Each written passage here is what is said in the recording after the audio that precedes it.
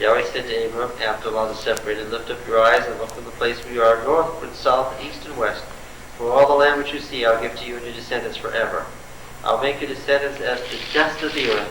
So that if one can be counted, the dust of the earth, the descendants also can be counted. Arise, walk through the length and the breadth of the land, for I will give it to you.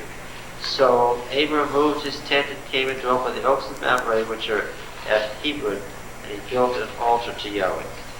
Now, of course, we're going to find out that by the time Abram has made his whole circuit, how big is the land? Well, it goes from the river of Egypt, which is where the Suez Canal is now, to the great river, the river Euphrates, right? And this corresponds to the size of the empire of David, right? So that today, when the Jews speak of Greater Judea and Samaria, the Arab nations go crazy. Yeah. Why? When the Prime Minister of Israel says Greater Judea and Samaria, why do the Arab nations say Israel is an aggressor that has expansionist goals and has ever since it was founded in 1948? Because they've added the Gaza Strip down to the river of Egypt, haven't they?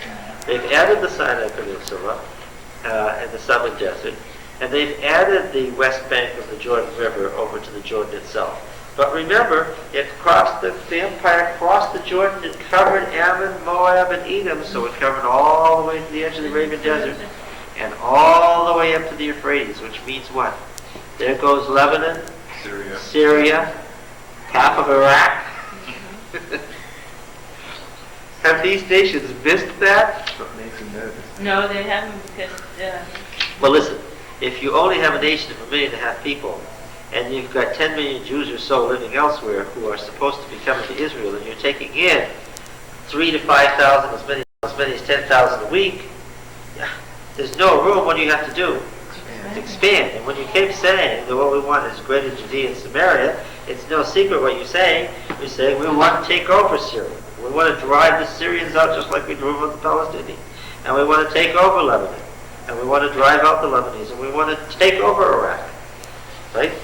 And when Saddam Hussein looks out there and sees Israel and sees this nuclear power, what does he say? He says to himself, well, these people are coming to get me. They say they're coming to get me. They've got a great army, a great air force. And they've got nuclear power. What do I need? I've got to get the same things and get them before they get me. Right? And the Syrians say the same thing. And that's why the Syrians are in Lebanon. Right? Yes. Isn't it fun? It all began in chapter 12. That's how you'd have to say it, right? This war began in chapter 12.